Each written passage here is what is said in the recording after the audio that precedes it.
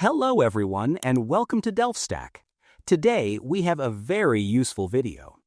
If you are locked out of your Windows 11 PC and desperately searching for your BitLocker recovery key, you are not alone.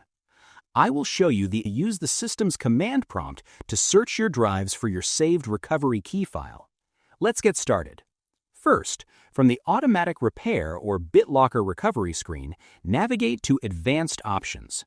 Go to Troubleshoot, select Advanced Options again, and click on Command Prompt. If the system prompts you for a recovery key to open the command prompt, click Skip this drive at the bottom. If it asks for your Windows account password, enter it and hit Continue. This step is crucial because it grants you administrative command line access outside of the locked Windows operating system. Next, once the black command prompt window opens, type exactly regedit and hit Enter. When the Registry Editor window opens, click to highlight HKey Local Machine on the left sidebar. Click on File at the top left menu and select Load Hive. Doing this opens a standard File Explorer window. We aren't actually editing the registry, we're using this Load Hive window as a backdoor file browser to look through the drives currently accessible to your computer.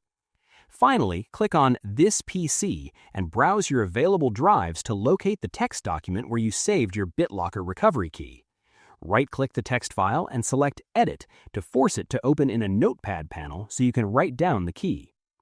Quick tip: if the text file refuses to open, right-click it, select Properties, add .bat to the very end of the file name, hit OK, and then right-click and edit the newly created batch file instead. Once you've successfully copied down the massive string of numbers, close all the windows, restart your computer, and enter the code into the normal BitLocker recovery screen to unlock your PC. I hope you found this guide helpful. If you did, please give this video a thumbs up, share it, and subscribe. Thanks for watching.